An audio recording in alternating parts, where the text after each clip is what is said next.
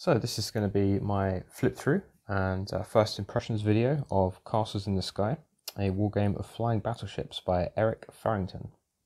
So this is a game which just came out yesterday as you're watching this video, and it, as you can tell, is a naval war game that involves a sort of ahistorical alternate history world where it's the early 20th century and we have flying battleships.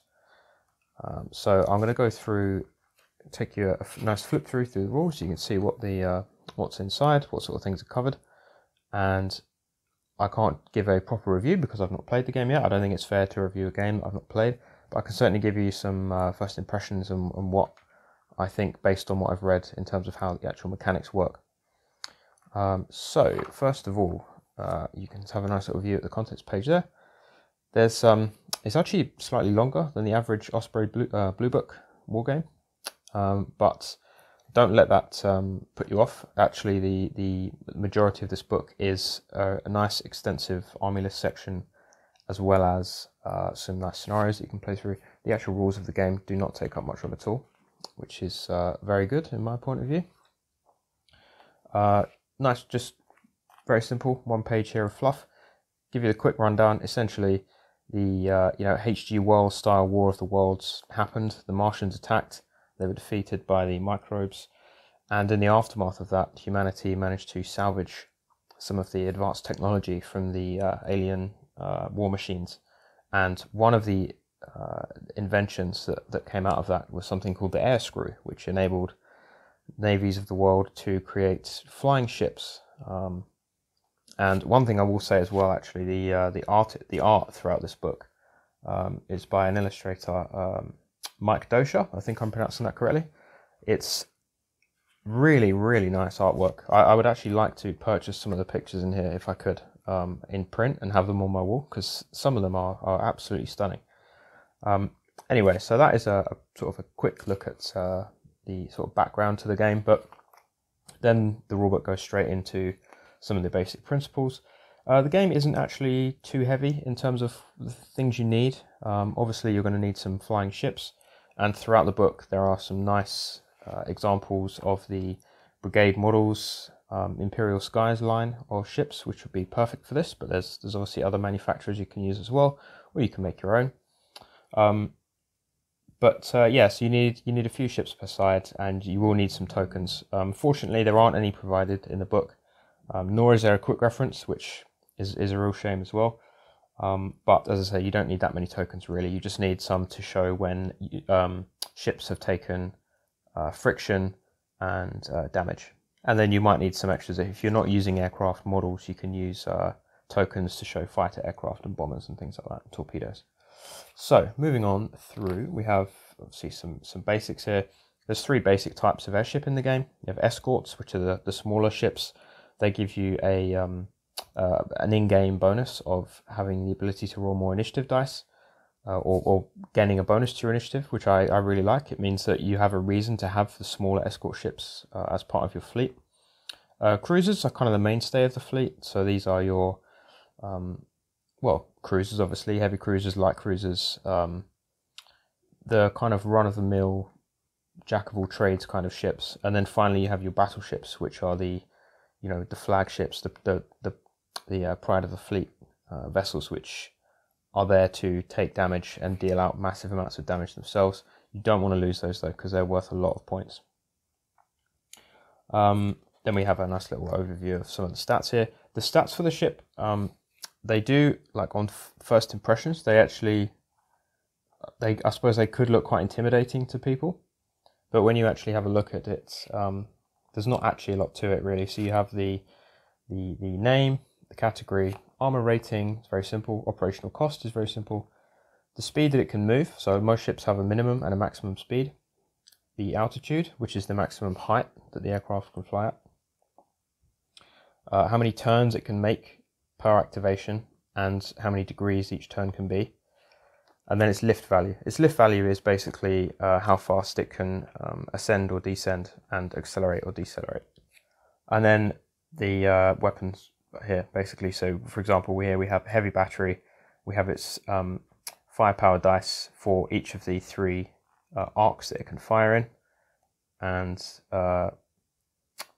sorry, that's for the range. So you have the range, you have the power at the different ranges, and then the fire arc. So this can fire in the bow, port, and starboard arcs, and if you need to make an ammo test, what you need to roll to be successful.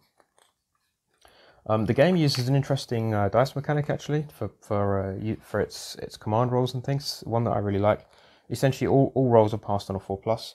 You're rolling a number of die depending on the command rating of the captain, plus or minus any modifiers, and you just roll those dice. And if you get at least one 4+, then the test is successful. And that is used for everything from morale to shooting results, etc., boarding. Boarding enemy ships. And the other thing I really like as well is that all of the damage in the game takes place at the very end of the turn. So throughout the turn, you're going to be activating your vessels, engaging in combat, moving around, etc. But you're not going to know how much damage you've actually done or how much damage you've taken until the very end of the turn. And based on just having read through it, I get the sense that this is going to provide for some really exciting games where you really get that sense of chaotic combat going on, where you're not too sure what's happening, and then at the very end of the turn you find out, one of your ships is sinking, or one of the magazines has exploded. The fact that that doesn't happen during the turn, and that all ships get to shoot at each other and inflict damage simultaneously, more or less, I think is a really interesting mechanic, and I quite like the way that it's done. So yeah, I'm not going to flick through every single page.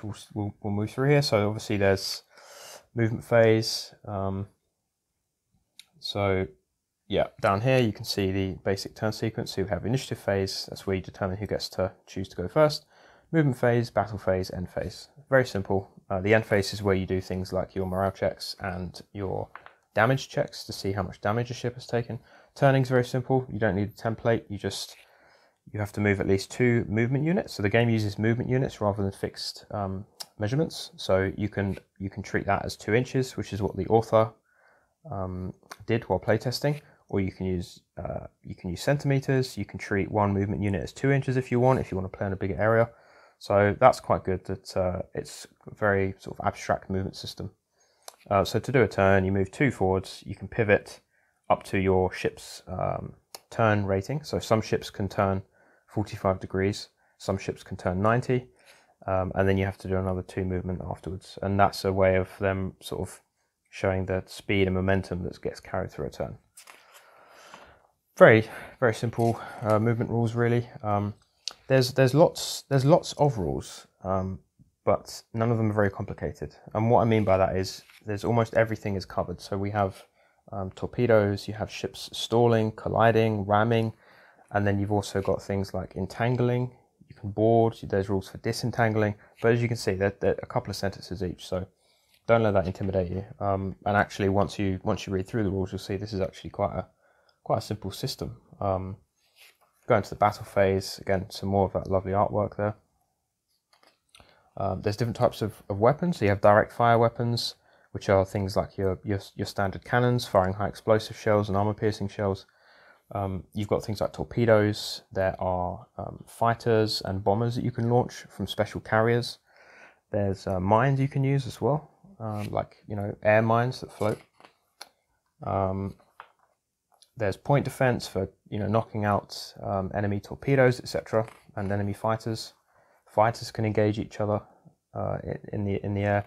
There's even ground units. I mean, ground units don't move, so don't think of this as a combined arms game. It isn't, but at least there are rules in here provided for you to be able to do attacks on ground forces. So you could have, if you think of this as being a kind of alternate First World War kind of game, which it kind of is, but sort of isn't. It explains in the fluff at the start there that sort of major world wars are being successfully avoided because most of the combat that takes place in this world are kind of far off border wars around the colonies and sort of smaller conflicts that sort of flash up for a few months and then sort of die down again. So, but anyway, yeah, you can have ground targets. So if you wanted to have like trench lines and formations of troops on the ground, you could do attacks on those.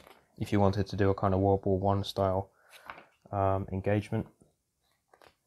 And then, yeah, so we have damage. So at the very end of the turn, as I mentioned, is where you actually work out how much damage is done to a ship. So you obviously determine if a ship does damage during the shooting phase, but you don't find out what damage that actually is until you get to the end phase, which I quite like.